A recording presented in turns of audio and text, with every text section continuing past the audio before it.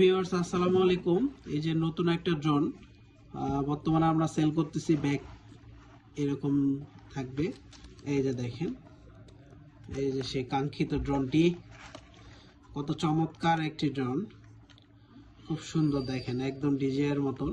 এটা হচ্ছে নন brushless motor, কম প্রাইসের মধ্যে খুব ভালো একটা ড্রোন। দেখেন আমি আনফোল্ড করতেছি।